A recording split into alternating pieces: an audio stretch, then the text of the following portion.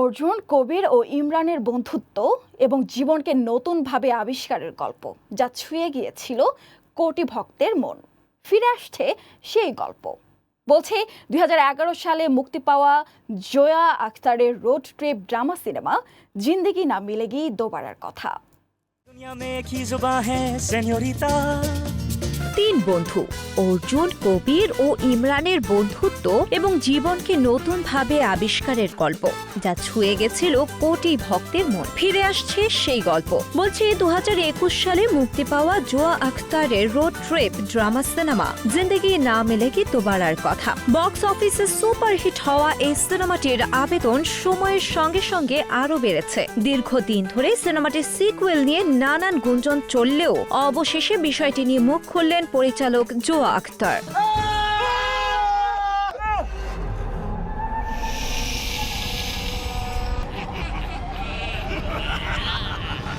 সম্প্রতি monsoon film ফেস্টিভ্যালে গিয়ে এক সাক্ষাৎকারে সিকুয়েলের খবরে সিলমোহর দিয়ে জোয়া আখতার জানান, তারা জিন্দেগি না মিলেগি দোবারা 2 এর গল্প নিয়ে কাজ করছেন। চরিত্রগুলোকে এই সময়ের প্রেক্ষাপটের সঙ্গে সামঞ্জস্য রেখে আবারও বড় পর্দায় ফিরিয়ে আনতে পারলে বিষয়টি দারুণ হবে বলেও জানান তিনি। সুনির্দিষ্ট তারিখ ঘোষণা না করলেও গল্প রচনার বিষয়টি নিশ্চিত হওয়ায় আশাবাদী হতে পেরেছেন ভক্তরা।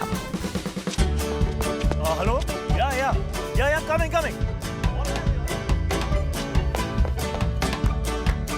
মূল সিনেমায় অভিনয় করেছিলেন ঋত্বিক রোশন, ফারহান আখতার, অভয় দেওল, ক্যাটরিনা কাইফ ও কালকি কোয়েচিলেন। দীর্ঘদিন পর গত বছর এক বিজ্ঞাপনে এই তিন নায়ককে একসঙ্গে দেখে ভক্তদের মাঝে সিকুয়েলের তীব্র জল্পনা শুরু হয়। যদিও পরে জানা যায় সেটি একটি বিজ্ঞাপন ছিল, তবে এবার সত্যি সিকুয়েলের কাজ শুরু হওয়ায় অচিরেই বড় কোনো সুখবরের অপেক্ষায় সিনেমাটির অনুরাগীরা। তবে সিকুয়েলে কি সেই অভিনেতারাই থাকবেন? এখন তো সেটিই প্রশ্ন।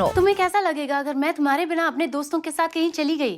मुझसे अब नजर ना फेरो। शीला इस्लाम, ग्रीन टीवी। कि हर एक अपनी मर्जी का एडवेंचर स्पॉट चूज करेगा और बाकी दोनों को उसमें पार्टिसिपेट करना ही होगा।